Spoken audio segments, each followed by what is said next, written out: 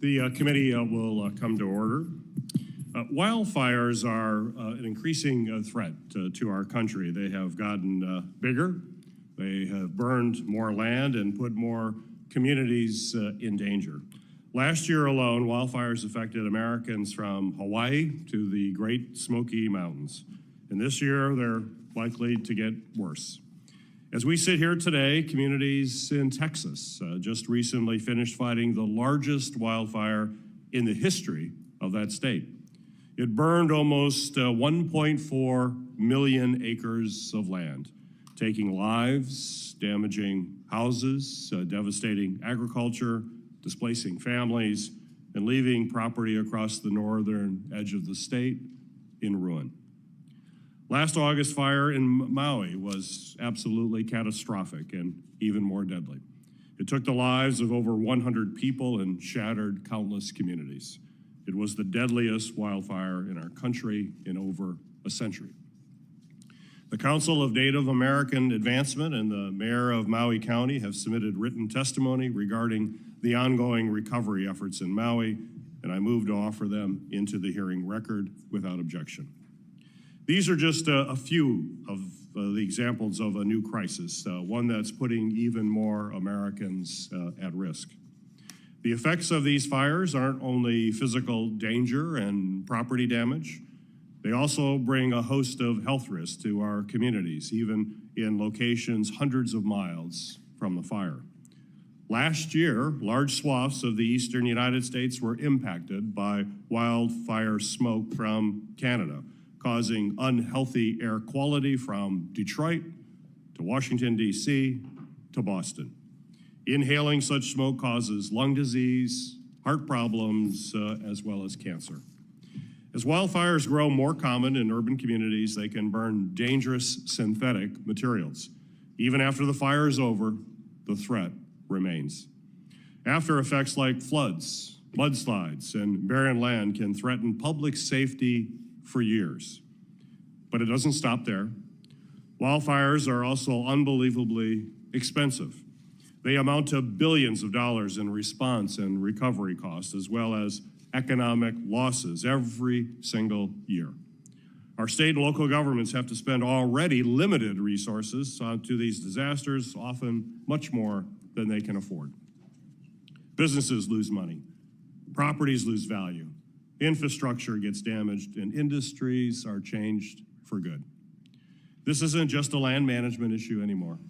It's also an emerging crisis of public health, emergency management, and economic security. That's partly due to development. We're building more in the, quote, wild land-urban interface, a term for the transitional zone between unoccupied land and settled property. And that brings us closer to wildfires that in the past could have been contained within uninhabited land. This problem is also exacerbated by climate change. We have higher temperatures, more droughts, and a host of other ecological factors that make wildfires more dangerous.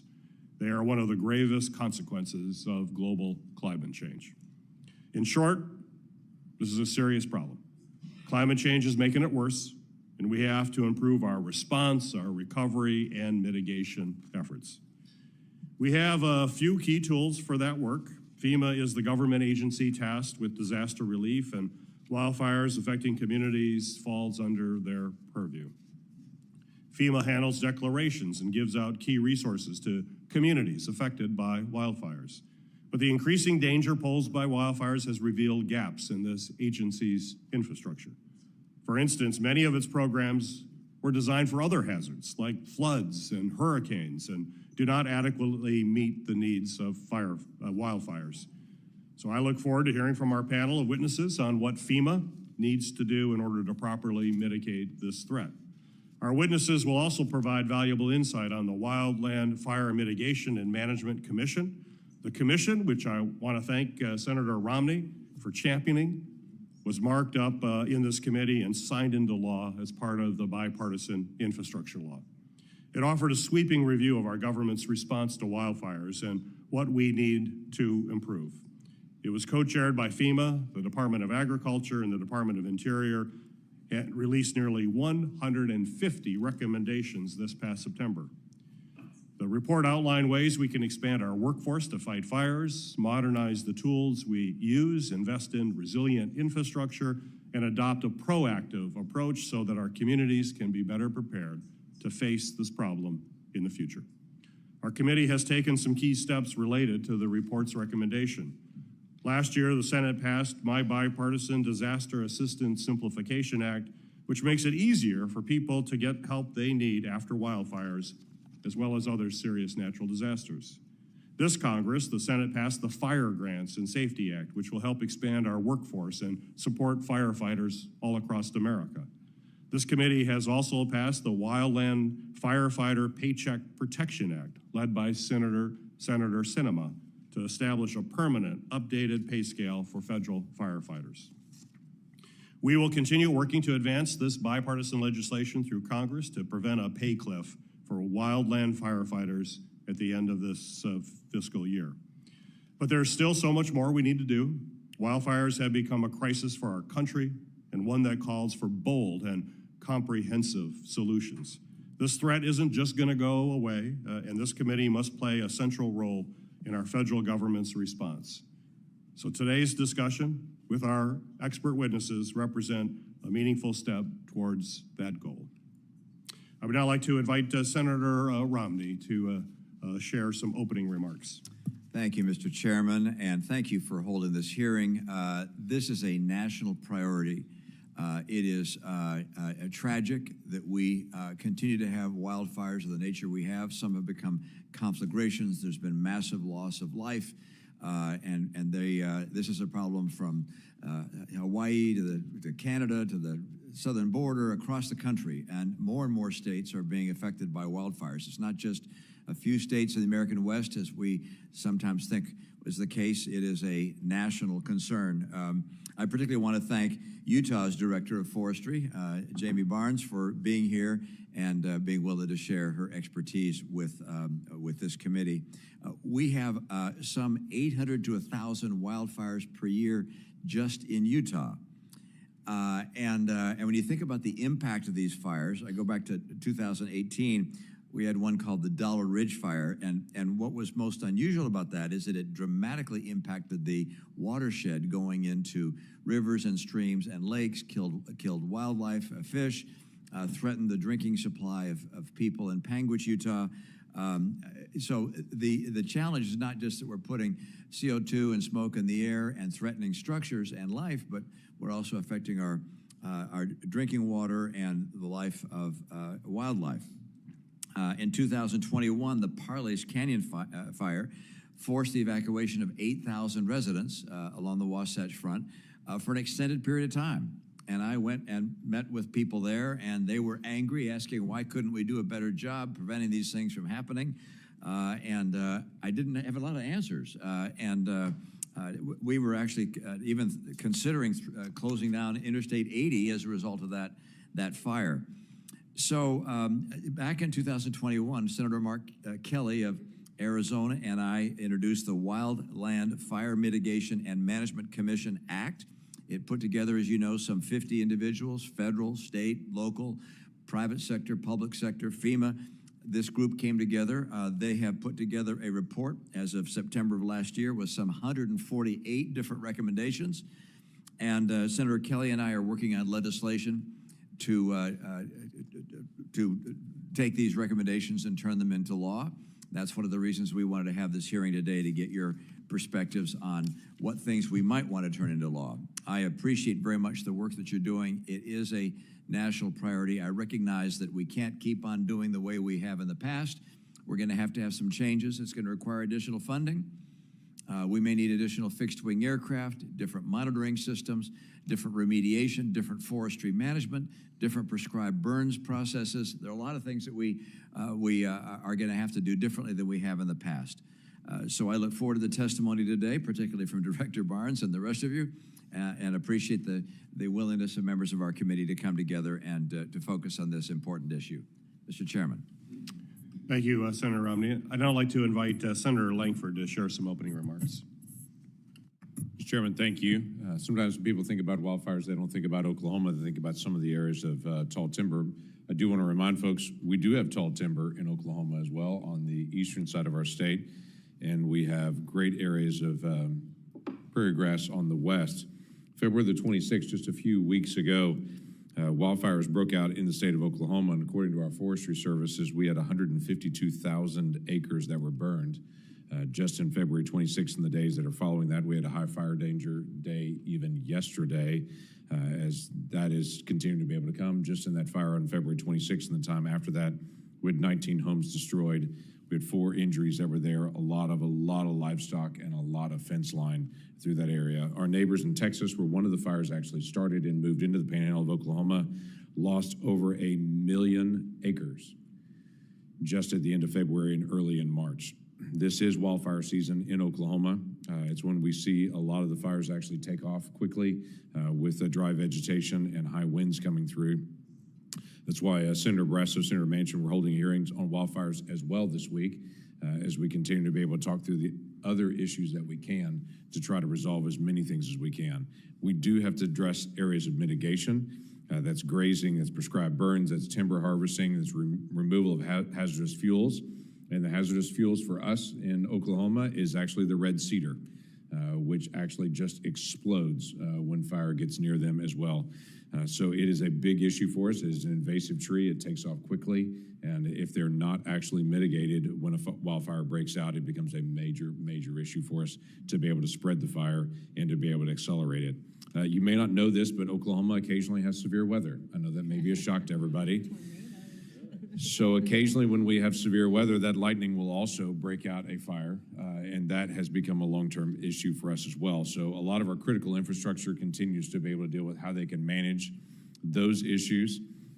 We also have fires that break out, like it happens at times with our electrical power grid. And so that is an issue that we still need to be able to resolve, and it will be hopefully a part of our conversation today on grid wildfires, as well as occasionally a lightning strike that hits an oil battery or whatever it may be, or just to be able to catch some of the grass on fire and it takes off from there. Among our witnesses today, they're coming from states with a lot of federal land. Federal bureaucracy, I would say, should not prevent us from quickly responding to wildfires. We do have some additional contracting issues as far as the date of contract. So for instance, in Oklahoma, our date of contracting for wildfire assistance begins on March the 1st. Did I mention that our wildfires came in on the end of February this year? And so just getting federal assistance to be able to come in, because for our wildfires happened to come in before the contracting date set, created additional problems for us. So we do have some red tape we've got to be able to work through. When disaster strikes, we should be able to respond to those. One of the issues that Senator Daines, Representative Issa, and I are working on to remove some of the red tape is on the hiring issues. We have a bill called Direct Hire to Fires Act that we're working to be able to make sure that we can actually get to some of those firefighters faster to the task on it, to be able to resolve some of the hiring issues so we're not having to have those delays just in the hiring to be able to get folks on the ground. So appreciate the hearing. This is a big issue for us nationally. It is a tremendous cost to the federal taxpayer, but it's a bigger cost to those that are actually impacted by the fire on the ground. Thank you, Senator Langford. It's the practice of this committee to swear in witnesses. So if each of you would please stand and raise your right hands. Do you swear that the testimony that you will give before this committee will be the truth, the whole truth, and nothing but the truth, so help you God? You may be seated. Our first witness is Lori Moore-merrell. She is the U.S. Fire Administrator for FEMA. She oversees efforts to support and strengthen fire and emergency medical services to prepare for, prevent, mitigate, and respond to all hazards. Prior to that role, Dr. Moore-merrell served at the helm of the International Public Safety Data Institute and worked as a senior executive in the International Association of Firefighters. Since beginning her career as a paramedic for the City of Memphis Fire Department 37 years ago, she has become a renowned expert on public safety and fire service. Dr. Moore-merrell, you are now recognized for your opening remarks. Thank you, Senator Peters and Ranking Member Paul, Senator Romney, and the members of the committee. Certainly thank you for your well-informed opening statements. I am Lori Moore-merrell, the U.S. Fire Administrator within the Federal Emergency Management Agency. Thank you for the opportunity to testify today and to discuss the continuous and evolving wildfire threat. Before we can effectively examine the impact on wildfire on the nation, we must first clarify terminology, however. Historically, there's been a propensity for federal decision-making to refer to wildland fire in laws intended to reduce the impact on communities. And to clarify, wildland is a location made up of vegetation, while wildland-urban interface and wildland intermixed communities are referred to as the interface, and these are areas where human development meets or intermingles with underdeveloped wildland vegetative fuels that are both fire-dependent and fire-prone. Ultimately, this confusion in terminology has led to limited resources to address the threat of wildfire before it occurs in the built environment. Throughout much of the United States and globally, wildfires are growing in intensity, size, and destructiveness, as you've noted. The expansion of our communities into new locations also contributes to the risk we face. It's imperative that the states and local officials adopt, implement, and enforce national wildland-urban interface building codes. In response to these challenges, the Department of Homeland Security, FEMA, and the U.S. Fire Administration, the U.S. Department of Agriculture, Forest Service, the Department of Interior were directed by Congress, as you know, through the Bipartisan Infrastructure Law to lead the Wildland Fire Mitigation and Management Commission. The Wildland Fire, or Wildfire Mitigation and Management Commission, was charged with recommending improvements on how federal agencies manage wildfire across the landscapes. The Commission's final report of 148 recommendations covering several themes, including putting significantly more focus on resources toward proactive pre-fire and post-fire planning to break the current cycle of increasingly severe wildfire risk, damages, and losses. Another theme of the report was modernizing tools to inform decision-making, including several measures that would better coordinate, integrate, and strategically align fire-related science, data, and technology. A major commission recommendation for the United States Fire Administration is that we provide expanded community-based wildfire training and engagement of the nation's non-federal fire service to promote fire-adapted communities, to build community resilience, and improve coordination with wildfire management in the interface. These recommendations and actions would have been particularly valuable to address the Lahaina Maui fire before the fire occurred. I accompanied the FEMA administrator to Lahaina Maui 48 hours after the fire. My overall focus on the ground was to get a firsthand look at the indications of how the fire moved, likely wind impact, the fuel load that enabled rapid and extensive fire spread, indications of human behavior during evacuation, and overall firefighter well-being. USFA's focus is now on the post-fire mitigation opportunities through the FEMA Mitigation Assessment Team and increasing resilience during the build-back in Lahaina. To assist with building resilience, USFA, in coordination with the Department of Homeland Security, Science, and Technology, is deploying several wildfire sensors on Maui, along with the other fire-prone islands in the state. Sensory technology is a critical part of the effective wildfire response, providing real-time, accurate information on these fires as early as possible post-ignition, so that resources can be quickly deployed to engage in suppression. However, we need continual investments and updates on existing wildfire models, as well as additional training for firefighters to respond to these events. The increasing incidence of wildfire that affect communities means that more municipal fire departments are responsible for firefighting in the wildland and in the interface. The reality is that local firefighters must add interface and suburban conflagration, wildfire strategies and tactics to their operational skill set. Lastly, fire departments cannot safely and effectively respond to the wildland or the interface fires without proper protective equipment. The USFA, along with the federal, state, and local partners, are actively participating in preparedness, including community risk reduction, where we're engaging with individuals and their communities through fire stop tours across the nation. It's a goal to prepare all local firefighters, structural firefighters, and communities for increase in wildfires in the interface and the rural and suburban communities. We anticipate challenges ahead. FEMA and the USFA looks forward to working with the members of this community and this committee to build a more resilient nation. I want to thank you again for the opportunity to testify, and I look forward to your questions.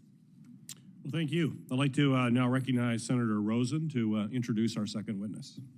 Well, thank you, Chairman Peters, and it is my distinct honor and pleasure to introduce Nevada's own David Fogerson, Chief of the Nevada Division of Emergency Management and the Office of Homeland Security. Welcome, Chief. Chief Fogerson has over 30 years of experience in public safety, serving in a number of different roles, including as a wildland firefighter himself and as Deputy Fire Chief and Emergency Manager for Nevada. In our state of Nevada, the unique landscape, the changing climate, the amount of land owned by the federal government, over 80%, by the way, make wildfire mitigation and recovery all the more challenging. And that's why we need strong leaders like Chief Fogerson who create collaborative partnerships and encourage innovation in our approach to addressing wildfires. We are so lucky to have someone with as much experience and insight as Chief Fogerson leading Nevada's response to devastating wildfires and working with leaders across the country to address the increasing challenges that wildfires are now presenting. Nevada needs to be, we must be at the table in these important conversations. And so it's why I'm pleased that Chief Fogerson represented our state on the Wildland Fire Mitigation Management Commission, which was charged with making these important recommendations to Congress on wildfire strategies and response. And I think you won't find a state in the nation anymore that is immune from wildfires. I'm so glad to have you here today testifying before this committee. We thank you for their service to our state, and I think the chairman will recognize you for your opening remarks. Ms. Fogerson, you're now recognized for your opening comments. Chairman Peters, Ranking Member Paul, Nevada Senator Rosen, and distinguished members of this committee, it's my esteemed pleasure to speak with you about our nation's wildfire threat. This is my 30th Nevada wildfire season. I was a deputy fire chief responsible for negotiating the cooperative fire protection agreements with both the Forest Service and the Bureau of Land Management based upon the Reciprocal Fire Protection Act of 1954. As with all Western state emergency managers, wildfire continues to be my life's work. I am before you today as a member of the Wildfire Commission. I believe the commission was empowered and envisioned to rethink the path on wildfire. 50 diverse commissioners agreed upon 148 recommendations with 100% consensus. That should add weight to our story. We want to buy down our risks. This occurs when we treat wildfire as we do a hurricane, with a whole community approach. This occurs when we support partnerships to ensure everyone has a seat at the table.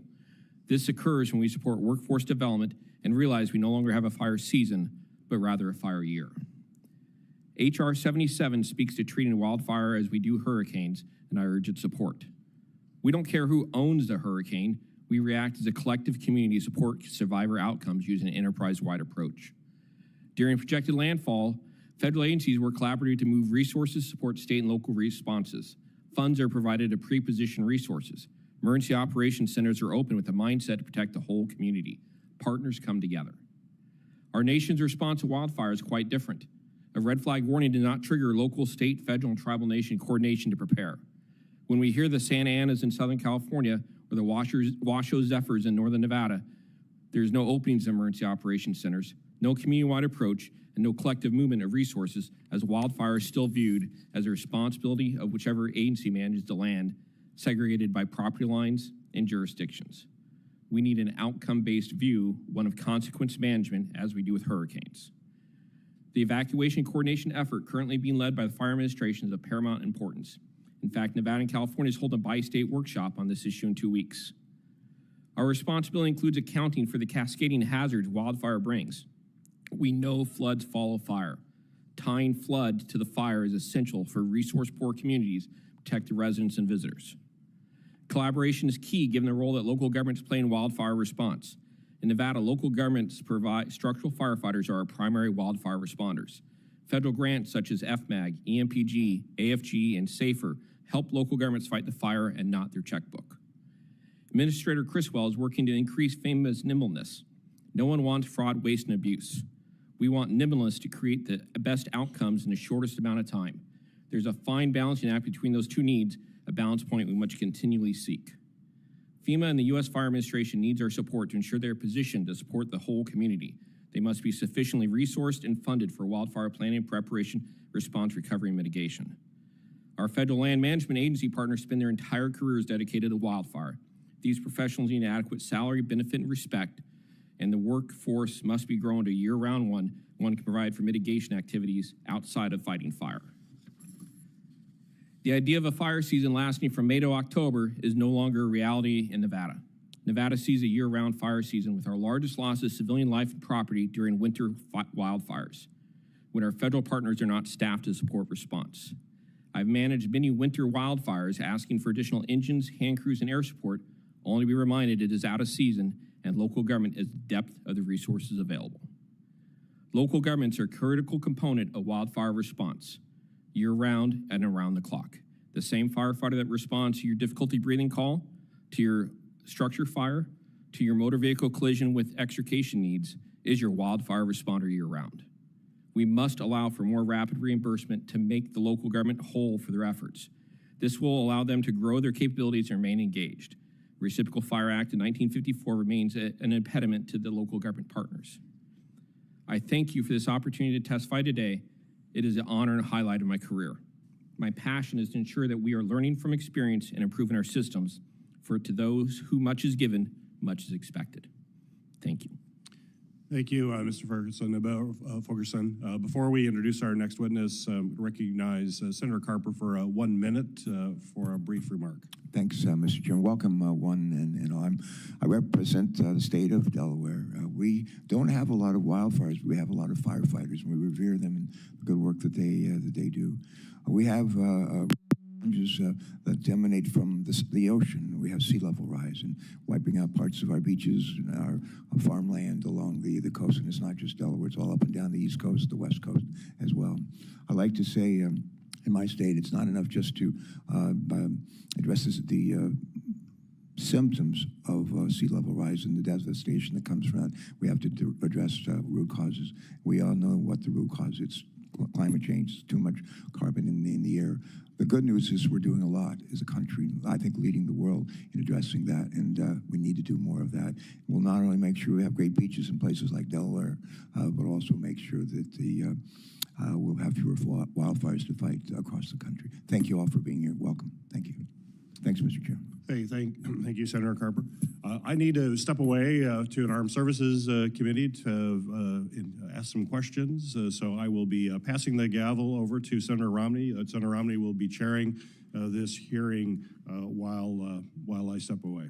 Senator Romney. Yeah, I'll be a good boy. I won't do anything that will embarrass you, Mr. Chairman. I promise. Although it's mostly Republicans here, so we might. I have a tremendous amount of trust in you, my friend. All right. Thank you. We're going to hear from Director Barnes. Jamie Barnes is currently serving as a Utah State Forester and Director of Utah's Division of Forestry, Fire, and State Lands. Prior to this, she was responsible for the Sovereign Lands Program in our state. She, by the way, got her master's degree at University of Idaho. She obviously went astray from our northern border, but her undergraduate is from Weber State University. Director Barnes, we're happy to have you here, and we turn to you for your testimony. Thank you, Senator Romney. Good morning, and thank you, Chairman Peters and members of the committee. I'm pleased to be here with you today to take the opportunity to appear before you and to discuss wildfire. We are no stranger to the development occurring in our wildland-urban interface communities. With urban growth comes an increased risk of devastating wildfire. Many of these areas contain an overgrowth of fuels. We are seeing fires burn hotter and more severely than ever. Many states across the western U.S. now refer to fire season as fire year. Increased fire occurrence and severity also lead to more days of wildfire smoke in our communities. The increased severity and intensity of fires outside the typical fire season is demonstrated by the recent destructive wildfires experienced in places like Colorado, Maui, and most recently Texas. The unexpected is no longer unexpected. It is the new normal. In addition to states being faced with the increasing suppression costs of altered fire regimens, private landowners are now being pressured to reduce the amount of fuels on their landscape. While this may reduce the individual risk of wildfires, communities have little control of wildfires beyond their property boundary. We do have tools in the toolbox that we can use to help mitigate hazardous fuels and actively manage our lands, as prescribed fire is one of them. However, it becomes complex. And when dealing with air quality standards, permitting challenges, and with mechanical treatments and cross-boundary landscapes. The majority of the focus around air quality is out of proportion to the frequency and ferocity of wildfires. Wildfires can negate any improvement of air quality in a single incident. Utah spends the majority of its summer months inundated with smoke from wildfires of other states. With this in mind, we must remember the true cost of wildfire. Each year, wildfire suppression dollars are reported and used widely to bring into context the severity of wildfire season. In reality, suppression is only a fraction of the cost. When assessing the full cost of wildfire, we must consider the long-term and complex costs from loss of life, safety, infrastructure, and ecosystem services. Utah's collaborative relationships lead to our successes. We believe in strong interagency collaboration. Shared stewardship and fire sense are examples of how the Utah Way achieves goals. The shared stewardship approach brings partners together and stakeholders together to focus on doing the right work in the right place at the right scale. Since 2019, the Shared Stewardship Program in Utah has invested $30 million in active forest management, treating over 80,000 acres. This initiative has improved Utah's watersheds through a collaborative approach. Fire Sense, a state-sponsored campaign with interagency collaboration to educate Utah citizens and visitors, is a wildfire prevention campaign. Utahns have successfully reduced human-caused wildfires by over 60% in the last 3 years. That's absolutely amazing. Wildfire Mitigation and Management Commission Act released a report with key findings that are important to Utah with regard to mitigating, managing, and recovering from wildfires. In the last decade, Utah has seen large wildfires and escape prescribed burn projects impact our watersheds. The report identified ways to make planning more effective and efficient.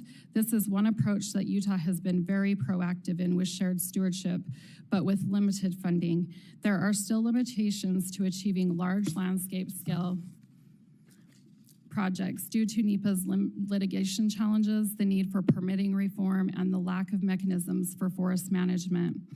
Also, limited funding is available for post-wildfire restoration at the state level. Providing additional funding would help the recovery from a significant wildfire event. Forestry Fire in State Lands evaluates the state of Utah wildfire risk by considering resources and values at risk in an area to determine fire risk. These same metrics should be used to prioritize success of mitigation work and not just the number of acres treated.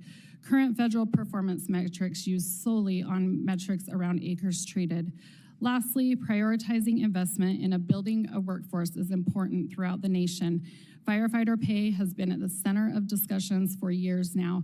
Utah recently passed legislation addressing the pay of state wildland firefighters. Having an equally paid interagency workforce should be a priority. We need to learn to live with fire being the new normal. We need to fight fire with fire, putting more fire on the landscape through prescribed burning with lower intensity burning and less impact to air quality. Increasing funding and capacity, along with finding ways to strengthen relationships, is the key to successful forest management and reducing the number of wildfires throughout the nation. Thank you for your time. Thank you, Director Barnes. Chair recognizes Senator Sinema introduce the fourth witness. Well, thank you, Mr. Chairman. I am pleased to be able to introduce my friend and member of the Wildland Fire Mitigation and Management Commission, Lucinda Andreani.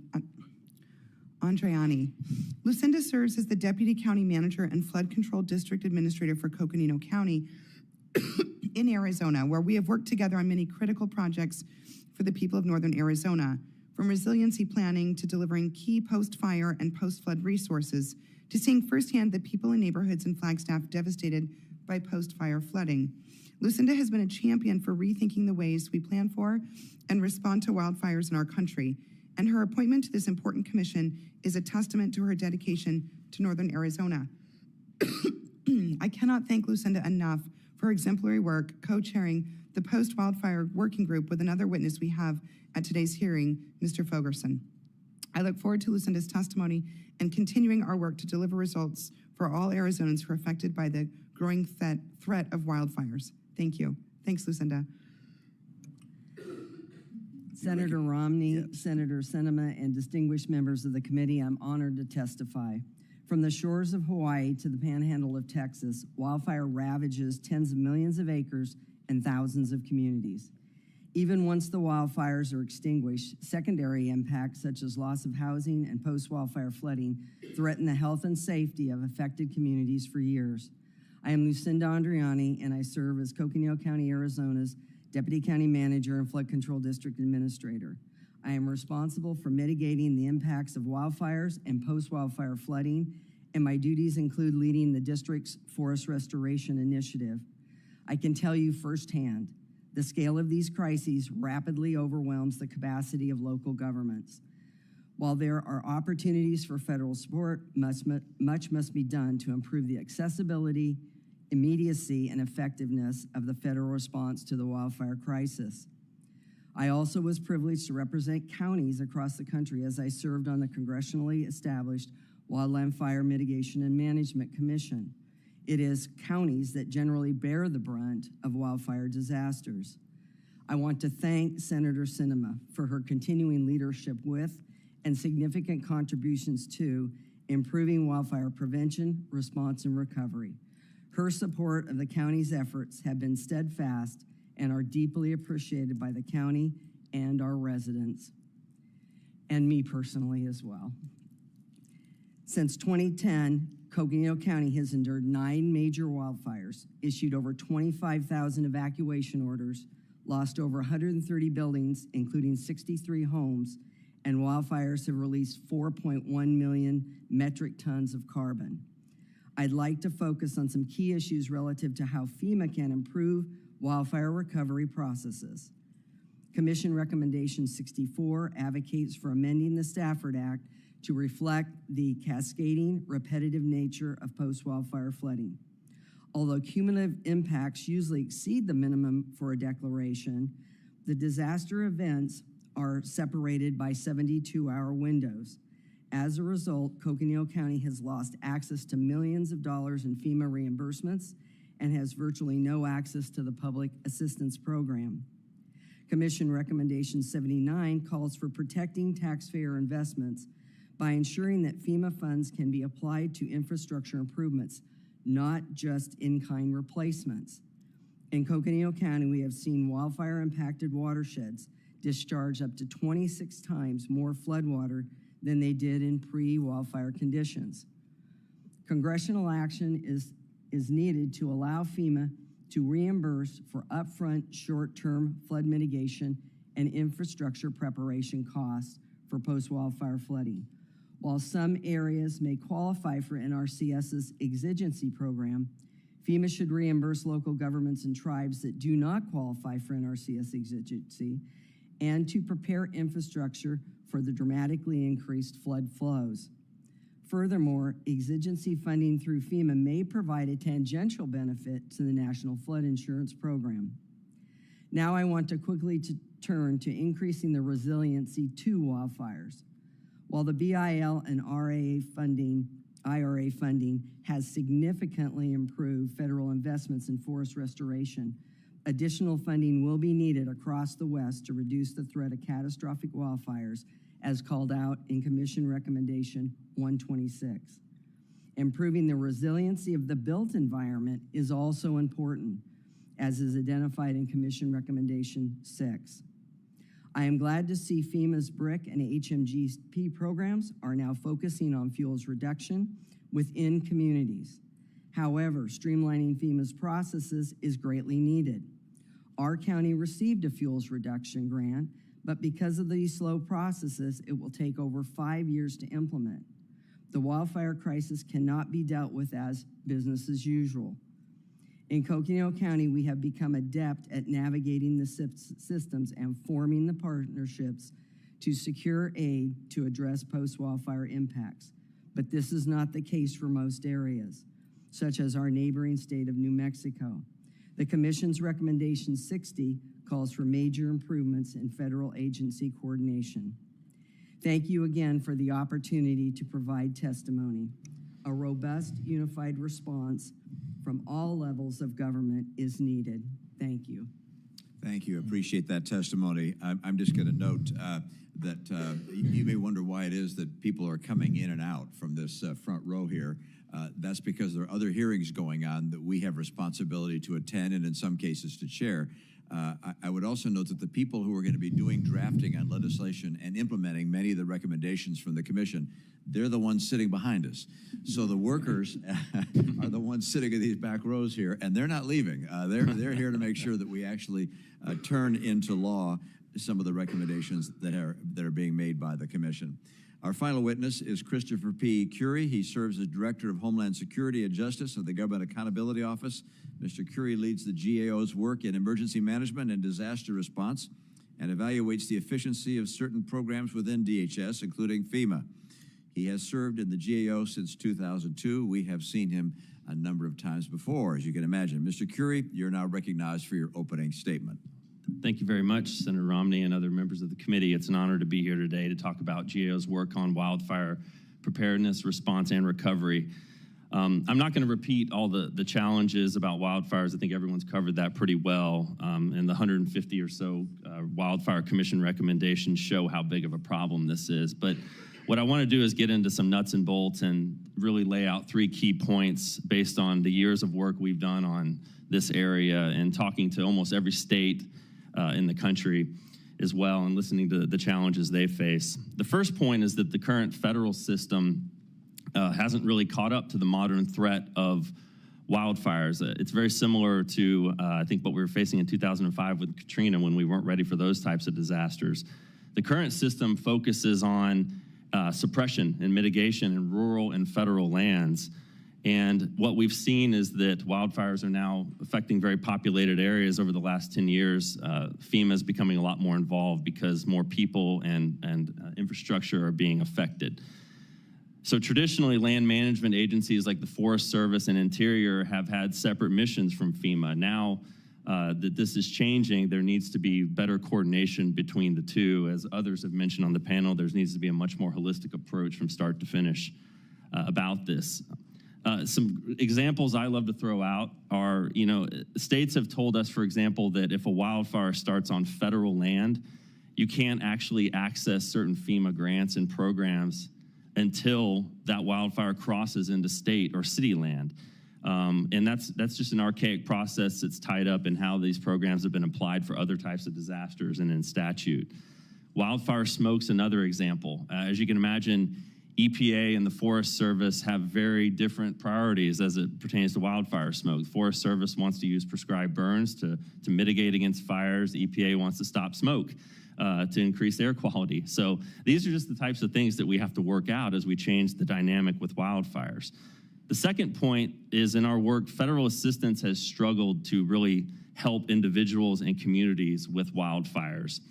As was mentioned, a lot of these programs were developed for hurricanes, floods, and other tornadoes and other types of disasters, which it's already a huge challenge in those areas. But it's even more difficult because wildfires are very unique. The best example I like to provide is housing after a disaster with survivors. You can't put a FEMA trailer on a burned out house. The soil is toxic. The debris has to be actually removed, and the fire completely destroys the house or the community. That's another unique aspect to this, is that often the entire structure or community is gone. It takes much longer to rebuild. You have to completely redesign and build up to the current code. Way more difficult than just rebuilding a house in a neighborhood after it floods or after it's hit by a hurricane. The other challenge is just shortages of disaster housing for survivors afterwards. We've seen this in Maui and in California. These things tend to hit in places that are extremely expensive for housing. There's not a lot of hotels and other things to put disaster survivors in. Recently, when I was in Maui, a local official reminded me that average family home there is about $1.5 million. So they don't have a bunch of small houses sitting around for temporary housing for survivors. So FEMA and its federal partners and state and local partners are going to have to work together to figure out before fires happen what we're going to do with survivors when they're taking years to rebuild their homes. The last point I'd like to talk about is just federal disaster assistance in general. What we hear consistently everywhere we go around the country is these programs are way too complicated. Recovery programs, they take a long time. They're very frustrating to navigate. And when you're trying to use multiple federal programs together for recovery, it becomes almost close to impossible in some people's view.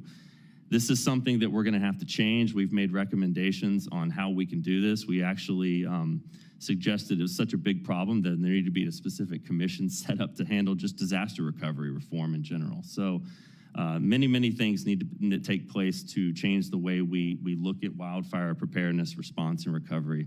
So thank you for the chance to be here, and I look forward to the questions. Thank you, Director Currie, and appreciate the work that you do and that all of our panel members do to help protect our citizens and our land. I'm going to direct my first question to Director Barnes, but you others are free to comment on it as well. Director Barnes, you noted the importance of forestry management, but said that there are regulatory barriers that make it difficult for us to effectively manage our forests. What are the barriers that the Commission identified, or just based on your own experience, what things should we focus on to be able to make it more likely that we'll be able to effectively manage the forest prior to a wildfire? Yeah, thanks, Senator Romney. So I think some of those barriers are definitely the NEPA process that we're going through. Permitting reform is something that we definitely need to be focusing on. Also, efficiencies across agencies is something that we should be focusing on, and how we can do better planning efforts. Honestly, in Utah, we do things very well with our interagency partners. I often tell people, if everybody could do it the Utah way, the world would be a lot better. We've worked on that very hard through shared stewardship, but I think breaking down those barriers through NEPA, the litigation issues that we see that are very costly, and then also the alignment, getting everything aligned to have a project happen. That's a tricky thing for things to happen. Air quality, if you're doing prescribed fire, permitting, everything lining up all together to make things work, it becomes complicated and complex at times. I'm going to add that to this question, just personal observation, having driven through a number of the forests in our state. I was astounded to see that in some cases, perhaps as much as 2/3 of the wood, of the trees, are dead. And if they're harvested, I'm told within 3 years or so, they can be used for chipboard and so forth. But the process of getting a permit to harvest this dead wood takes so long that it's no longer useful, and therefore has no economic value. Therefore, we can't get loggers to come in and take out the dead wood. Does the Commission make any recommendations that would allow us to actually use some of the dead wood and to get private sector participants to come in and remove some of the fuel that adds to the danger of these wildfires? Absolutely, and that's an important piece of the puzzle in Utah. And again, through shared stewardship, that's one of the approaches that we have taken.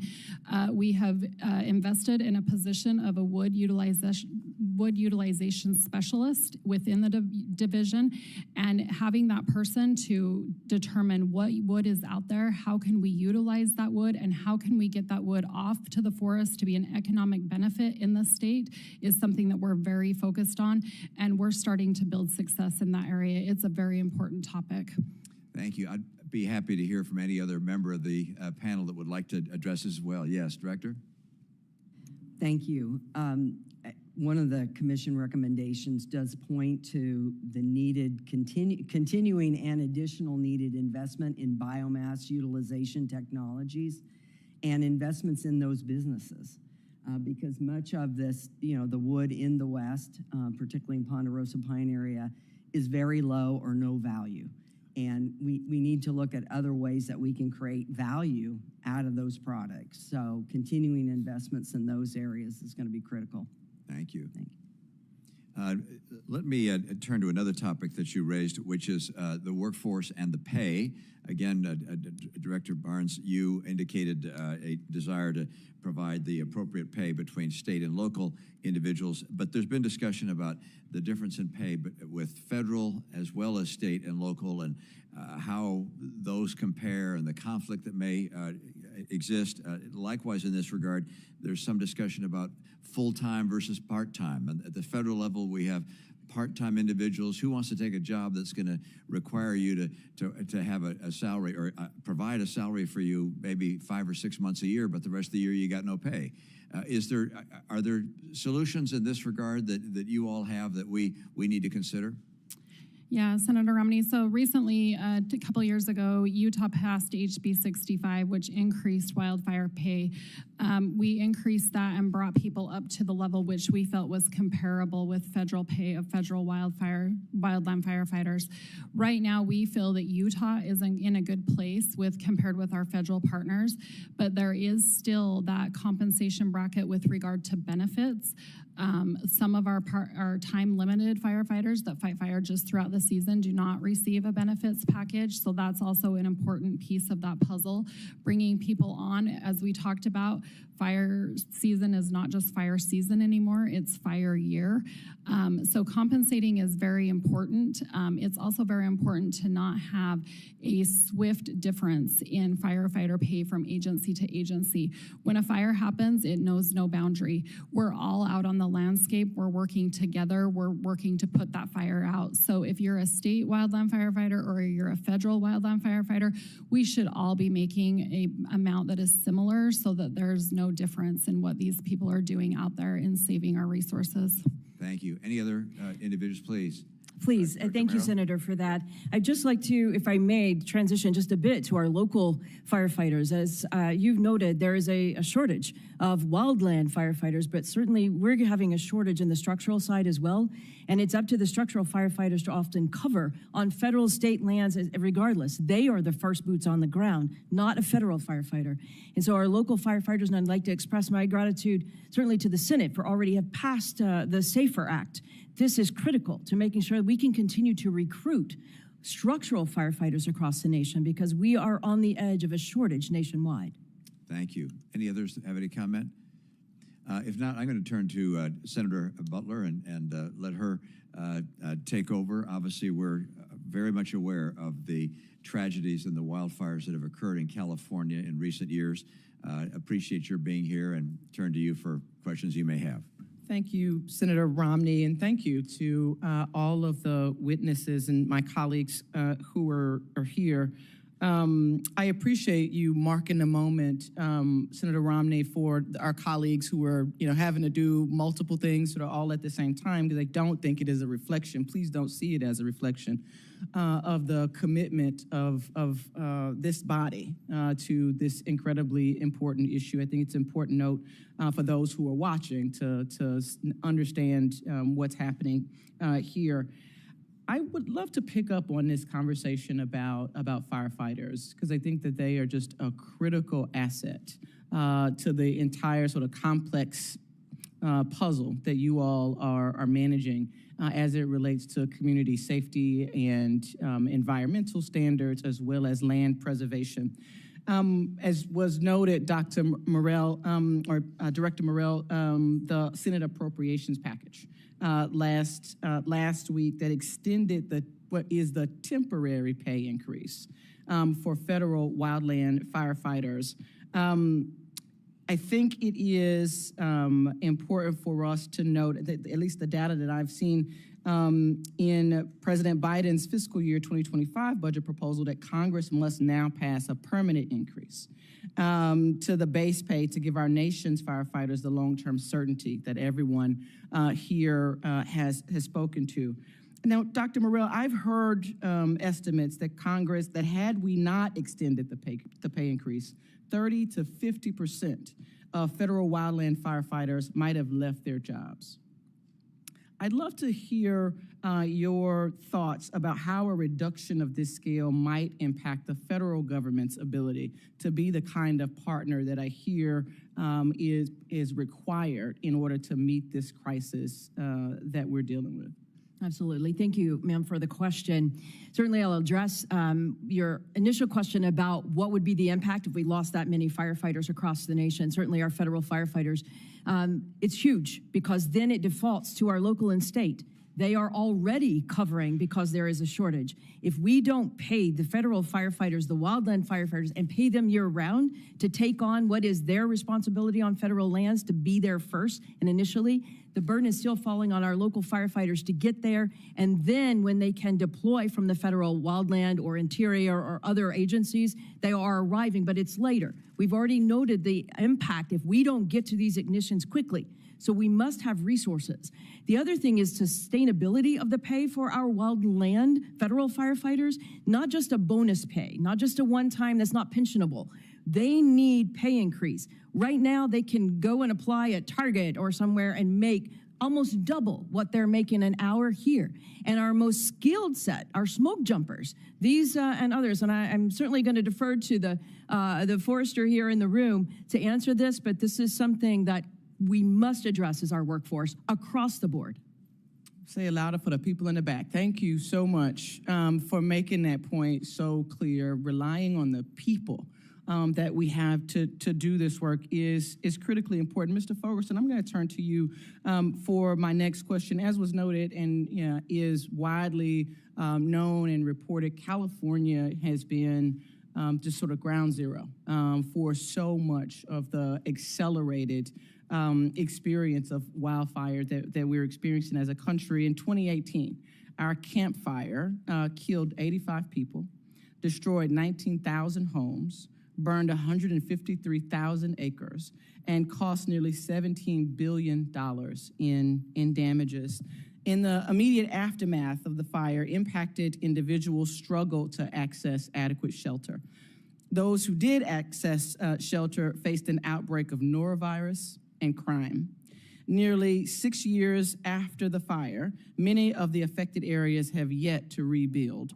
Further, elderly individuals made up a majority of the 85 fatalities, demonstrating the disproportionate impacts of wildfires on vulnerable populations.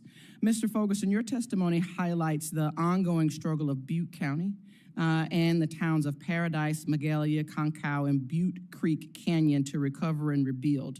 You note in your testimony that it remains an important watermark for you in the context of the whole community recovery. Can you elaborate on some takeaways from the Camp Fire and what you would suggest that we as Congress take as action? Absolutely. Thank you for the question, ma'am. You know, those fires were the first time when we really saw the huge impact of loss of major homes in a resource-poor community. And that resource-poor community is a rural frontier community, much like we see Northern California and Nevada. When we look at it from the southern states, when we have a hurricane, we're able to go put a FEMA trailer out. We're able to do those things. And so everyone has in their mindset, that's how we're going to do it. But we can't actually do that on the West Coast, especially as my friend from the GAO said, you can't just go put a trailer on a burned out section of land because of what happens with the dirt. And so the take homes that I've taken from it is looking at how are we going to house these people long term. It's not just going to be a 30-day, we're going to have to put this person up, but how do we figure out how to make encampments or something along those lines to take care of these people for the longer term period of time. I have a neighbor that lives in Gardnerville, Nevada with me and came from the Camp Fire area, had his house burned down, and was unable because of supply chain issues and COVID to actually rebuild his house, had to relocate to another community. And so how do we look at those things? How do we fix that so that way we have that in our pocket? And that's where I see FEMA as being a big partner in this and treating that wildfire as we do hurricanes and not as a land management issue that encroached upon privately owned property. Thank you so much. And I have lots of questions for all of you in a limited amount of time. I'd love to just end with a comment. All of you have in your testimony referred to disaster recovery. And I think that is an incredibly important focus and appreciate you for highlighting it. One of the topics that we haven't touched on yet is the recovery of industries that are not explicitly covered under the FEMA programs. In particular, I'm concerned with the recovery of the agriculture community and industry in California. Wildfires, which have become increasingly worse, have an extreme impact not just on California's farmers, but on the food supply that drives up costs for groceries of everyday families. And I just want to urge my colleagues as we consider and do our work that we work together in a bipartisan way to not only ensure that FEMA has the resources it needs to address disaster recovery, but that we're also providing funding for the Department of Agriculture's Emergency Relief Program. So that we're ensuring that agricultural providers and producers can have robust and timely recovery so that we can all work together to continue to bring down costs for working families. Thank you. Senator Johnson, you're recognized for your questions. Thank you, Mr. Chairman. Thanks for holding this hearing. I think it's really fascinating. I come from a state where we obviously have forest fires, but generally not the extent as you have out west. So I do find this fascinating, and I actually appreciate whether you are on board with climate change or not. I don't think I even heard that word used, because we're talking about the practical things we can do, and I want to focus on that. Again, not coming from a western state, Ms. Andreani, you talked about the post-fire and the flooding afterwards.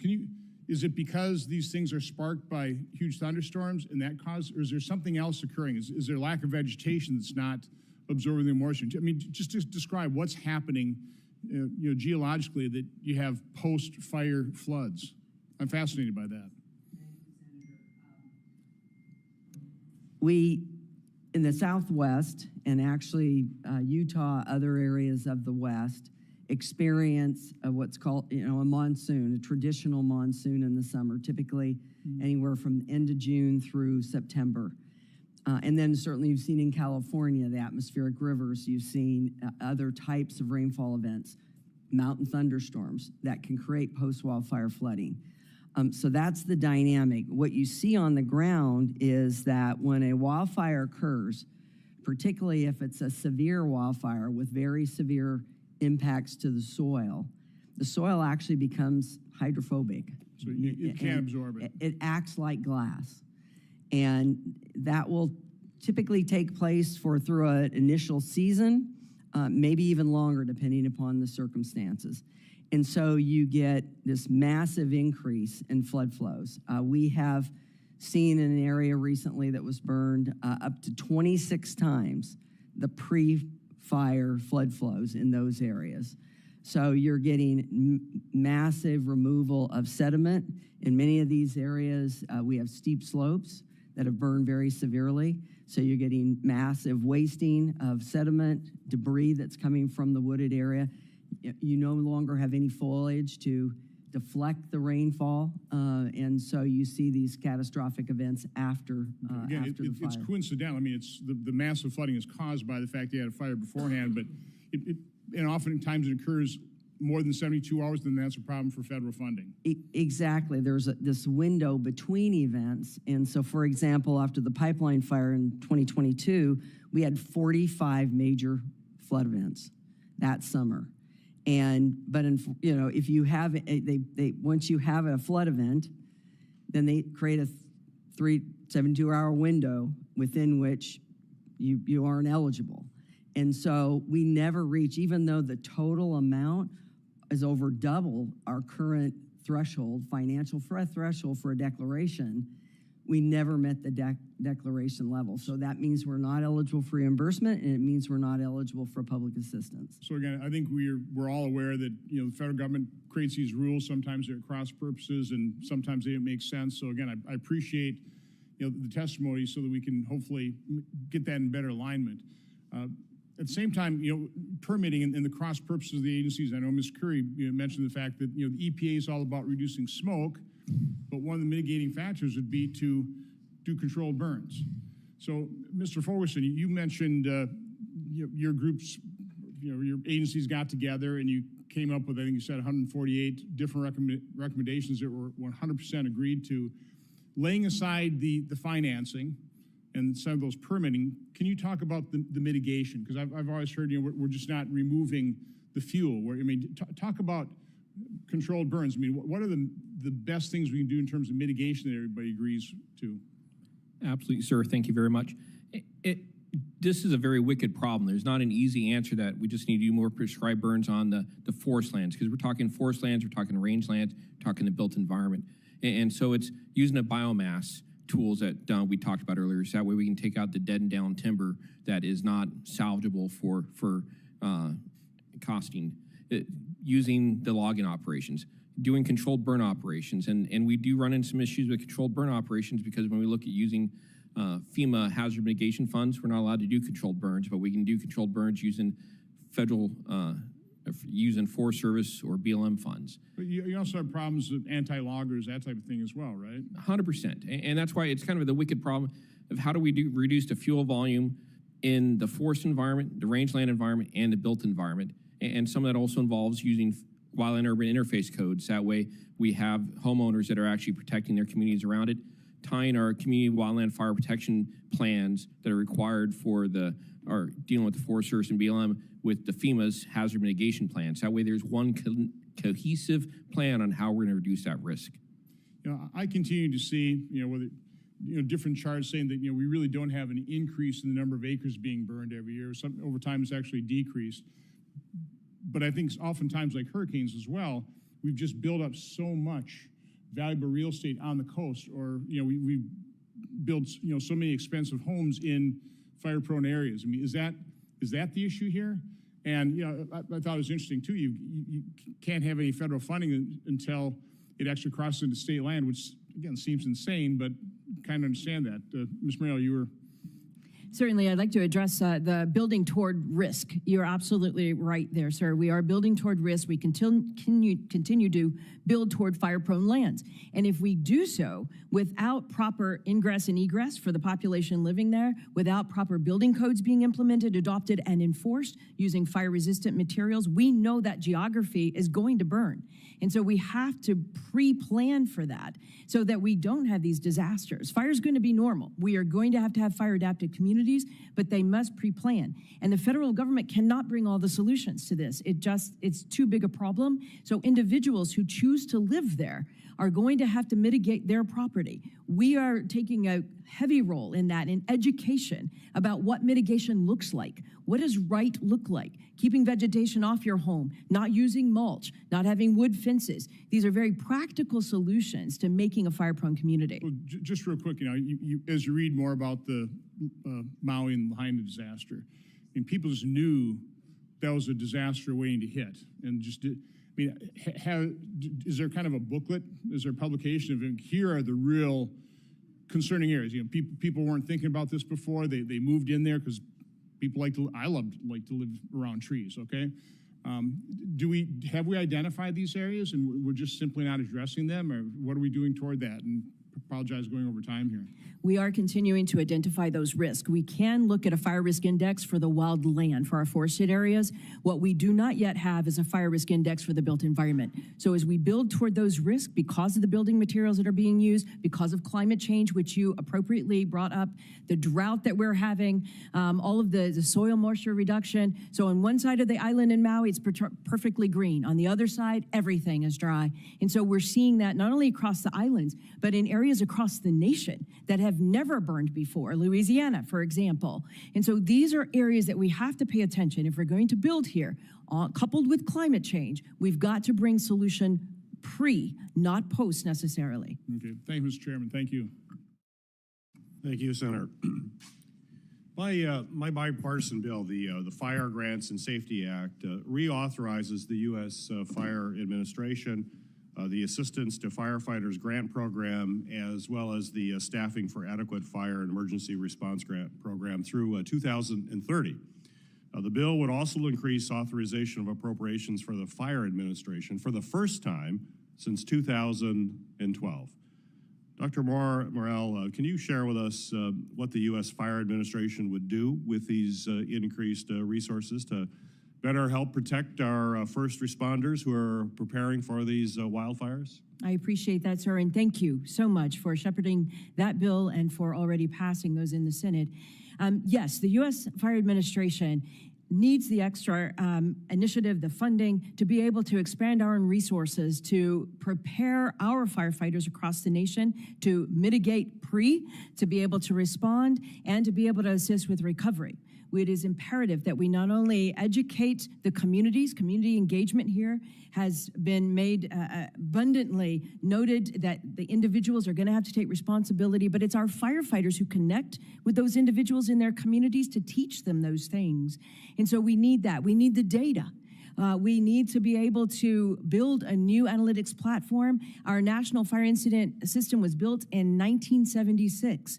And so we need the funding to be able to build an appropriate data platform to inform this fire risk index that we have discussed. And so these funds are necessary to be able to elevate the USFA to an appropriate place where we can engage according to the recommendations in the commission. There are many there that talk about USFA's engagement at the community level with our structural firefighters across the nation, because they are the boots on the ground many times early on. So thank you for leaning into that. Well, thank you for your answer. Mr. Fogerson, question for you is just how vital are these grant programs to local fire departments, especially given the fact that you are all finding yourselves on the front lines, protecting your communities, and resources are clearly stretched. But let this committee know how important these resources are. Absolutely, sir, and thank you so much for the support of these grant programs. When I was the local government deputy fire chief, we had assistance for firefighters grants, and we had the Safer Grant program. When you look at especially the built environment, we're putting homes in these urban interface areas, but homes don't provide the tax revenue to start with. It takes a while for that tax revenue to catch up. And so when we put a subdivision in, we might not have the funding for staffing. These Safer Grants have a cost share from the federal government that varies over time that allows that local government to make that large investment. And I was able to do that. We had funds for 2 people, but we need 6 people to fill the 2 positions. And so we were able to use a Safer Grant to hire the other 4. And then by the time the cost allocation came to 100% on our side instead of the cost share, we were able to absorb that in our budget. But we were able to, in that 4-year period, have 2 more additional firefighters on the streets, whereas we wouldn't have had that without that Safer Grant. The assistance for firefighters grants, things are very expensive in the fire world. You're looking at a fire engine that we use on a wildland fire, Type 3 engine, costing $300,000 to $400,000. Our law enforcement partners get a lot of funds from the Department of Justice. Our public health friends get a lot of funds from CDC, ASPR. These are the fire services way of getting those funds for those high-ticket dollar items that are necessary to provide protection in our local communities, but might be out of the reach of some of these jurisdictions. And the competitive process that is used helps to ensure that we're giving it to the right places, I think, nationally. Okay, thank you. Certainly the Maui fires are just a devastating example of how deadly these wildfires can destroy communities in catastrophic ways. And as a remote group of islands, Hawaii is especially vulnerable to disasters because it's difficult for resources to quickly reach the state when disaster strikes. FEMA has worked with other federal, state, and local partners to provide continuing relief and recovery to disaster survivors, with hundreds of FEMA staff deployed to Hawaii to assist in those local efforts. But, Mr. Currie, my question is for you. You recently traveled to Hawaii to examine the recovery efforts. Would you mind sharing with the committee some of your top concerns for recovery at this point? Sure. Yeah, we went there shortly after the fires hit and toured the affected areas. And a couple of them I mentioned in my opening statement. One of my biggest concerns after every disaster is housing for survivors. In a wildfire, it's 10 times harder than traditional disasters because you just, for many, many reasons. First of all, a lot of times these happen in remote locations and also in high-cost locations, whether it be Maui, California.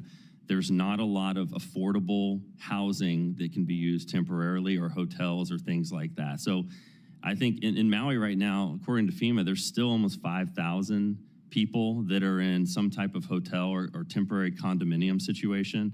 And so also with the fire, you have to wait a lot longer. If you have a flood, typically you can get your house ready to live in within months. Possibly with a fire, it could take years. You're fighting with insurance, you're trying to get federal assistance. So FEMA does a really good job with really short-term housing, and then HUD can come in on the long end, but there's this middle ground where people often get stuck and they just don't have a good housing option. So housing is one of the biggest things that I see as the challenge. And the other thing is debris removal. This is always a really tough part of any disaster, but with fires, again, 10 times harder. The debris is toxic. You have to figure out where you can take it, how it's going to be excavated. You can imagine a lot of this is privately owned land, so people are very sensitive about just excavating and removing their property. And in Maui, they just now figured out where they're going to store this toxic property and treat it. So those are just two examples of fire that are just way more different and difficult than traditional disasters. And our system is just not prepared and designed to handle that yet. Thank you. Senator Langford, you're recognized for your questions. Mr. Chairman, thank you. Thank you, all of you. Obviously, this is a national issue that we got to continue to be able to focus on. Appreciate the insight from folks that are on the ground. I want to talk a little bit about the permitting piece of this. Ms. Barnes, you brought this up earlier on it. What permitting issues do we need to try to be able to work through on federal permitting that post-wildfire or pre-wildfire that need to be done? So any ideas on, Ms. Barnes, you mentioned this earlier in your opening statement, but anyone can jump in on that. Yeah, I can start on that, and thank you for the question. I think it's just that permitting reform of the alignment, the clearing indexes that we need to receive, the NEPA part of it, that there's issues with contracting. Kind of zero in, what's the NEPA? Yeah, so NEPA often, and in Utah, gets held up a lot on litigation. That takes people away from that work that gets done on the ground. It takes a lot of staff time, a lot of money. Is this post-fire or pre-fire? Both. Okay. Any type of mitigation work or post-fire work. So is the issue there for NEPA, not that NEPA exists, it's the litigation around it, or what needs to be resolved? It's the procedures that we need to go through on NEPA that get held up in litigation in order to get the projects done. And so working on those to find more efficiencies through that process, I think would be the best thing to avoid being held up in litigation. That takes a lot of staff time. It takes away from getting work done on the ground. And then having a clear sense of what can be done as far as mechanisms that we can do in the forest and categorical exclusions, what we can do to get through the process faster. The faster we can get through the process, the more work that we can get done on the ground. Okay, when you talk about categorical exclusions, again, is this before fire and mediation, before or post? I would say it would be both. In Utah, we're really looking at, we're years behind on getting work done. And so we need to be able to get in there, get work done. And then after a fire, there's an immediate need to get things done after a fire happens. But in order to get ahead of the wildfire crisis, we need to start mitigating hazardous fuels immediately. Okay, any other permitting comments anybody make? Go ahead. Thank you, Senator. Relative to I'm going to make sure your microphone's on there. Yeah, that's right. Relative to forest restoration and the work that's necessary to improve the quality, habitat in the area, reduce the threat of wildfire. A couple other tools are that both FEMA and the Forest Service are typically limited in their willingness to allow third parties to potentially fund conducting the actual NEPA process on their behalf. So they're very limited in the resources that they have available internally to actually do that physical work on the ground, go out and do the cultural surveys, biological surveys. And we're utilizing, for example, in our area, our Good Neighbor Authority with the Forest Service to be able to actually perform some of that work on their behalf. They still go through the regulatory process. They still have to approve, or typically they go to a CADX, but we are able to step in and help with those costs and or resources that we have under contract to perform that work by credible, licensed professionals. And so bringing more flexibility, we approached FEMA about doing this for a fuels reduction project that we have in our area that's 4 years in, and we're still waiting for the environmental to be done.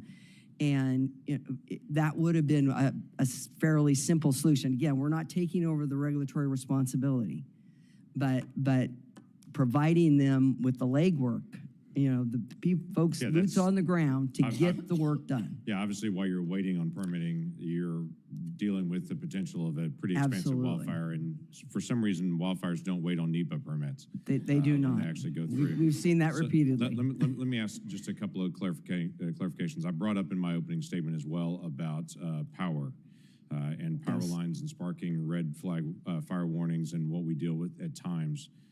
anything that you have seen that has been effective for reducing the number of wildfires caused by power lines without actually just shutting down all power to communities as well? Yeah, well, and as you know, I mean, oftentimes wind. So if you have another type of storm, it can cause that. And I mean, some of the mitigation measures that you use for hurricanes or tornadoes or straight line winds, you know, here in the east are effective for preventing this from happening. The problem is you know, we've mitigated a lot of these things in the east because of the threat of hurricanes and tornadoes and things like that, but we haven't done that in the west. Okay. Is it just a rule, or is it just a physical structure that's attached to the line? I think it's just been more of a matter of the risk and the threat over time, and where most of the federal money has gone over the years. You know, most of the federal disaster money and mitigation money has gone to those other. Yeah, a lot of those are not federal dollars. Those are local power companies and co-ops and others on that. It's just, is it, what I'm asking is the way they're managing the line, or is it a piece of hardware or something else that's missing, or software that's missing to be able to manage it? Go ahead, someone knows. Yeah, I can touch on what Utah's done on that. I think it's a collaboration effort with those power companies. In Utah, we have taken a stance of identifying where that risk is on those power lines, if it's a high, medium, or low risk, and then working with those agencies to mitigate that risk. Developing fire mitigation plans with those agencies of how they are going to manage the risk that they have around those lines is very important. Okay, Mr. Ferguson. Great question, sir. In Nevada, we've taken a little more proactive response, kind of following the Utah lines, where we prioritize what zone that power line is in and the odds of it starting a fire. And then our power company has actually contracted local government fire departments to go out and do the pole grubbing and the clearing out the lines. And then the power company is working with the Public Utilities Commission of Nevada to replace the at-risk power poles. A lot of the infrastructure is old. And I think that speaks to what the GAO representative was talking about, was on the East Coast. More of that stuff has probably been more recently replaced because of a disaster. We just haven't had the disaster to cause that power pole to need to be replaced yet. So now they're going in and replacing the poles. They're able to wrap the poles with special material that actually expands to absorb the heat. So that way we keep those lines in place when a fire does come through as well. Okay, that's really helpful.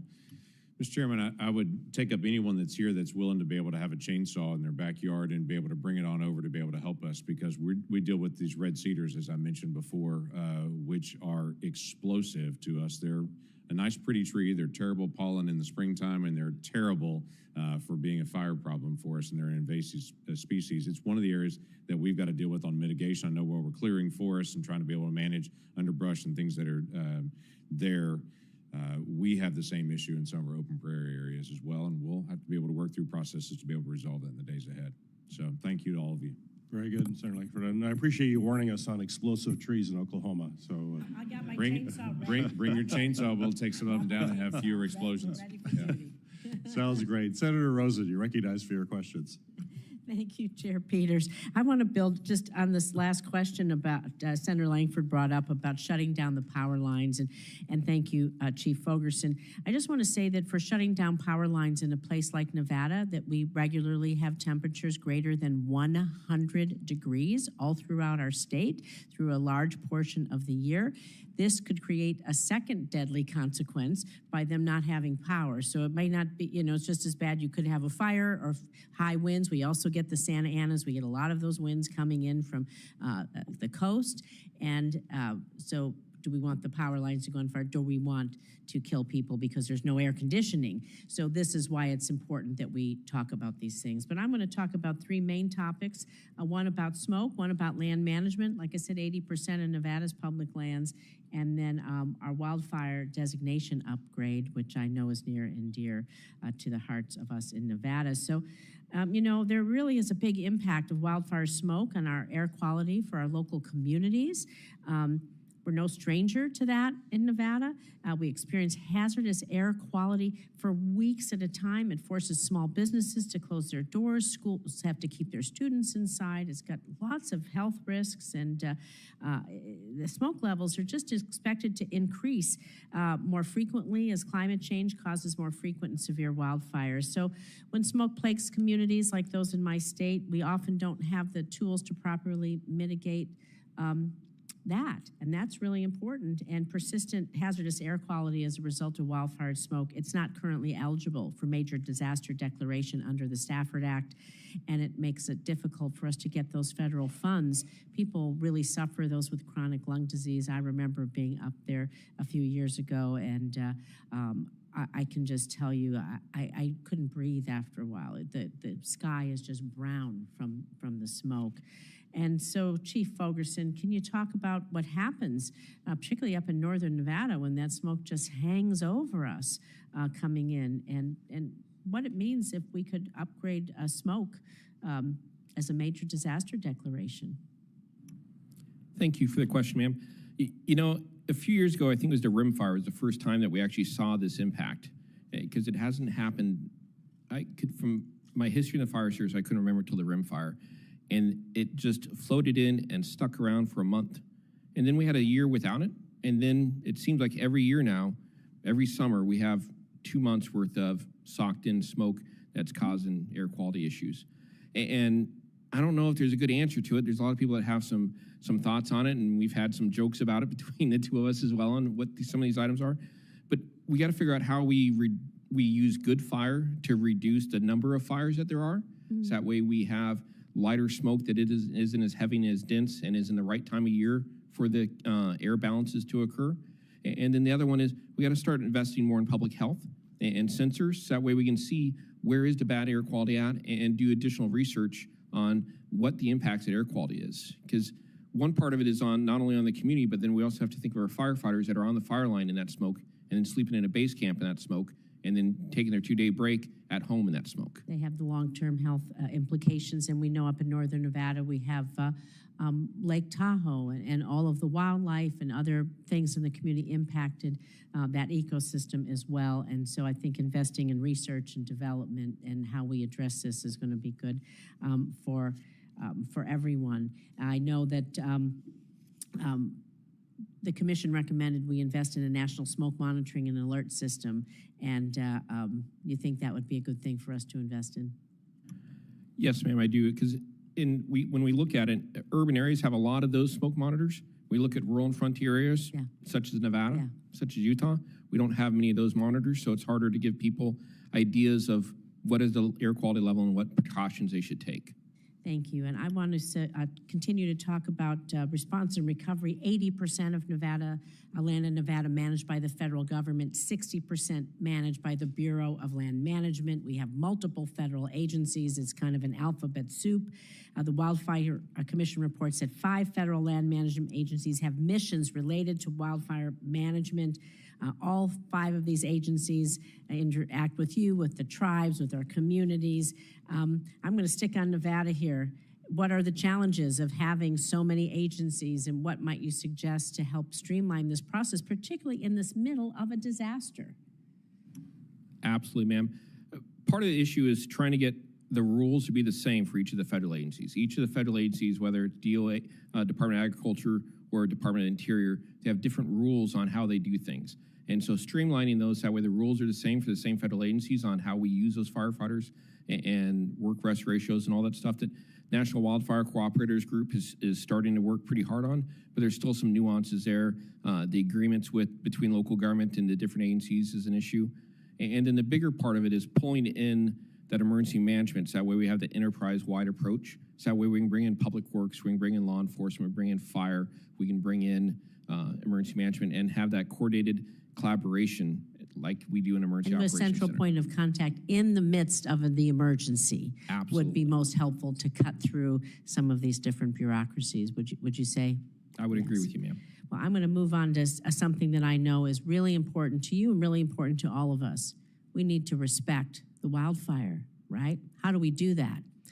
Well, we need to give it the same respect that we give the disaster of hurricanes. We need to be proactively ready to prepare. We see it coming. We know it's coming, but we can't wait till it crosses this particular road for you to do anything or some of the other groups to do anything. This is impacting our homes, our communities, our health, our ability to manage everything that happens. And so we have to do more to detect and respond, but moving that designation up to be like a hurricane, so we see it coming and we are there prepared and ready, what would this do to improve the outcome, saving lives, saving businesses, and just getting that damn fire out, right?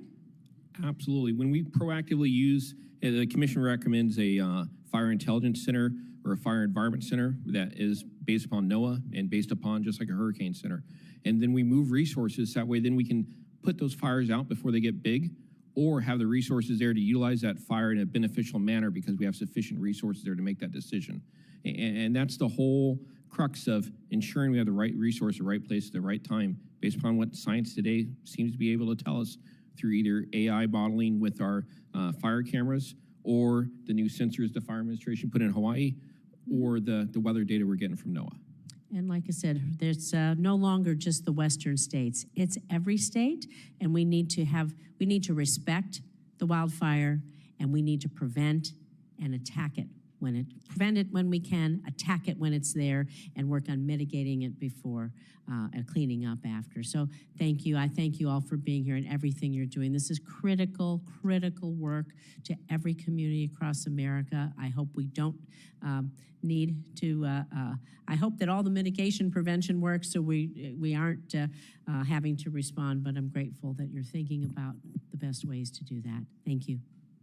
Thank you, Senator Rosen. Senator Carper, recognized for your question. Yeah, thanks very much. Thanks again for giving me a chance to talk a little bit about not just addressing the symptoms of problems and challenges, but also addressing the root causes. So I went to another hearing, now I'm back here. I want to ask a couple of questions. I want to ask a question I think, from Mr. Currie initially, involving how do we improve coordination between FEMA and local authorities, and after that I want to ask a question, Dr. Moore-merrell, so how do we better support at-risk communities. So before I do that, let me just say that our planet's on fire. It's not just the western part of this country, our planet's on fire. And NOAA tells us, National Oceanic and Atmospheric Administration tells us that last year was the hottest year on the planet. Hottest in the year, as far as, way back as far as we can look, hottest year. They have a bicycle race in France the year before that, Tour de France. They had to just call off parts of the race because the pavement was melting on the race. So it's not it's not just incidental to the western part of this country. It's not just sea level rise on the eastern seaboard and other places. It's a real, and as we try to address the symptoms of these challenges, and that's important. It's also important that we continue to focus on root causes. So, Mr. Currie, if I could, with respect to improving coordination between FEMA and local authorities, the evidence is, we think, is pretty clear. The threat of wildfire is escalating at a rapid pace and posing significant risks to the health and safety of communities, not just out west, but across our country. Wildfires are not only more frequent, they are also more destructive than ever before and more likely to burn hotter because of climate change. Extreme and persistent drought create drier fuel for those fires, and its accumulation over years creates the conditions that lead to high temperature firestorms that are extremely dangerous and move fast. The result is more loss of life and more loss of property. The FEMA plays a critical role in assisting state and local authorities in reducing the risks to our environment, our infrastructure, and our public health. And the GAO, Government Accountability Office, has conducted audits in recent years looking into the federal government's role in wildfire management. Question for you, Mr. Currie. Through the various audits and reviews that GAO has conducted, how can the federal government better improve its coordination with state and local authorities? I put my old recovering governor hat on. How can we better coordinate with state and local authorities to more productively address the impact and risk of wildfires? Thank you, sir. Senator Rosen laid this out really well. I think what we need to do with wildfires is we need to treat them and prepare for them and respond to them the same way we do for hurricanes. And I'll just use a Delaware analogy. I love it when our witnesses do this. We'll get more time for your testimonies. So if we expect the hurricane to landfall in Delaware, we also declare an emergency. We don't just declare an emergency in Delaware. We declare an emergency in Maryland, Virginia, and maybe even a couple states north or south of that, because they're unpredictable. We know it's going to be bad, and we just go ahead and assume that's going to happen so we can take all the necessary steps to do that. I think the extent to which, that's not how it works in wildfire. We sort of wait and hope it doesn't happen. We hope it doesn't cross from federal or rural land into a populated area. That's just got to change. That mentality and whatever sort of rules and legislation are potentially behind that needs to change. The other thing we can do to improve coordination, I think FEMA particularly has gotten pretty good in terms of coordination with state and local on response. Recovery programs are the challenge. All these recovery programs across the 30 different agencies of the federal government that provide some type of assistance, they were never designed to work together for recovery. So like Senator Langford said with the permitting, they all have different rules, requirements, timeframes, and they're not designed to work in concert together. And so what happens is at the state and local level, that's just a very, very frustrating process in the years of recovery after. All right, thank you for that. I noticed some of your colleagues up there nodding their heads and trying to wish they had a Delaware example they could offer us as well. Dr. Moore-merrell, if you could, I already telegraphed my pitch, but question with respect to supporting at-risk communities. And fire departments in Delaware and across our country are depending more and more, as you know, on federal assistance to effectively respond to wildfires as the threat level has increased over time. As my colleagues on this committee have heard me say more than a few times, we got to find out what works. We got to do more of that. And what specific measures are the U.S. Fire Administration and FEMA taking to ensure timely and adequate support for at-risk communities, particularly in terms of healthcare and infrastructure resources? And also, how can we build on successful efforts to keep up with the increasing threat level of these devastating wildfires? Thank you for the question, sir. Yes, USFA is certainly leaning into our communities and particularly their vulnerability to wildfires. We've noted throughout the hearing today the impacts of climate change, which you've brought up already, the various impacts. We've looked at the vulnerabilities of our land areas and where we're building communities toward fire-prone geographies. And so this continues to escalate our risk. We have to lean into, and where USFA was leading, to advocate for building codes that are based on science. We're advocating for technology to be able to be introduced. We're advocating for more and more complete data, quality data that can be leveraged to help us understand the fire risk index, not just in the wild land space, but once a fire hits communities, we have no idea today the dynamic nature of that fire. And so yes, we can equate it to hurricanes and we should elevate it to that recognition level, but what we cannot do, like a hurricane, there is no cone for a fire. So we can look at the cone on hurricanes, we can prepare for evacuation. In fire, we do not have that. So there is one caveat. Evacuating communities is very dynamic. And this is a challenge that I will say to you, we are leaning in heavily on wildfire evacuation, how we're going to prepare communities to understand. Right now, we use a ready, set, go. Well, ready and set should be already happening, not in the midst of a fire.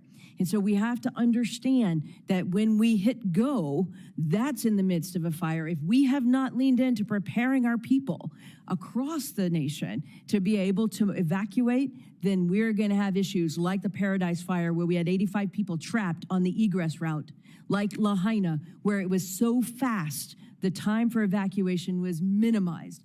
And so there are dynamics of wildfire that do not match the hurricane model that I don't want to lose base.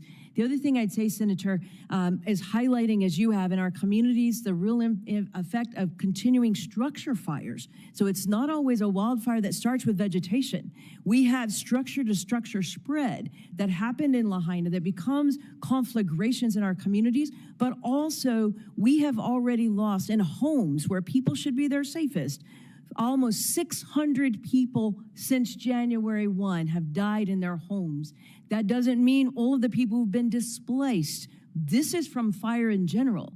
You said America's burning. I'm going to echo that. America is burning, and we need to be attentive to all methods of fire that is bringing that about.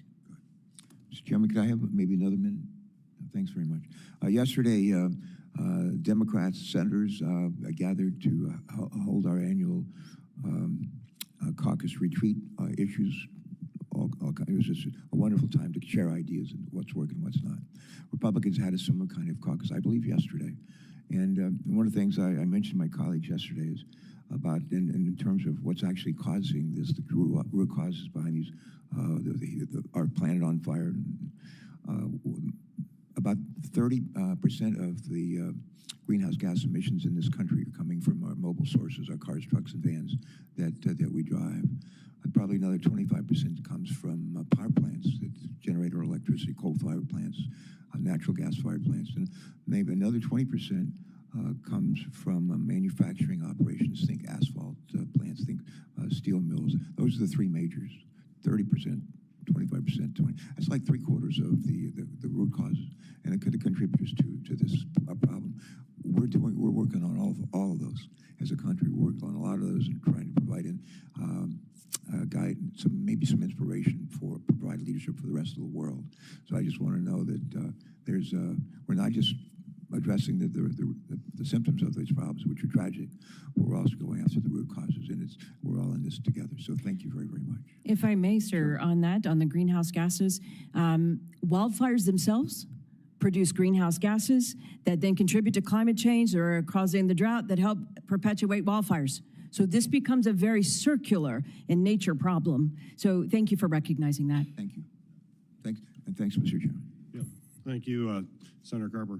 Mr. Currie, the GAO has issued a number of reports on the federal government's emergency management efforts on wildfires, on topics ranging from federal cooperation to manage growing risk, to barriers to recruiting, to retaining federal wildland firefighters, many others. So my question for you is, what are some of GAO's top recommendations for FEMA to better help communities prepare for, manage, and respond to wildfires?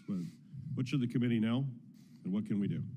A couple things. First of all, back in 2019, we issued a report on wildfire response, and we actually identified some of the things we're talking about today and how unique the response was and how FEMA programs weren't necessarily geared towards that. FEMA developed a plan in response to some of our recommendations to try to change some of their programs to better gear themselves towards wildfire. There was some progress there. There just was not enough. And a great example is the housing one I talked about. So FEMA provides short-term housing when the federal government responds to a disaster like a wildfire. This is not really designed for the length of recovery for a wildfire that a survivor has to deal with. And there's not really a good option in that intermediate phase, which is what we're seeing right now in Lahaina and trying to find places for disaster survivors to live. So, we've made recommendations related to housing. I talked about the debris removal challenges, how they're so much different than hurricanes. But one of the biggest things that needs to be done is reform of the recovery process and the recovery programs. Because again, what we hear from the state and local level over and over again is that the programs were not designed to work together, and that leads to delays and oftentimes missed opportunities in disaster recovery. Thank you. As we wrap up here, I'm going to have just a question, Mr. Fogerson and Ms. Andreani, if you would address this. And this deals with the Wildland Fire Mitigation and Management Commission report, which we mentioned had some 150 recommendations, so an awful lot to think about. But I'm going to ask both of you to prioritize some of those in your mind. There wasn't a prioritization in the report, but what things stand out for you? I'll do, Mr. Fogerson, you can start, and then give us some idea as to what we should be looking at. If we're drafting legislation, what should we be focused on? Great question, Senator, and I'm sorry I don't have a good answer for you, because it is such a wicked problem that's why there's 148 recommendations we made. It would be hard, and I would be remiss to tell you the top 3, the top 5, the top 10. I guess top 11 then. I would be looking at the themes that we have in the report, the chapters, and maybe seeing how we do legislation in each of those various chapters and grouping those things together, because one really has a nexus to another. We've got a great chart that commission staff made for us, and I'm sure we can share with your staff that shows how interconnected all the recommendations are. So if you pick 3, then that eliminates a few other ones. So I would really highlight that staff looks at the chapters and sees about using that as their priority base rather than the recommendations. Well, that's a good guide. Senator Andreani, do you have top 10 list or top 5 or 3? Well, I would concur with David that they're all important. Excuse me, sorry.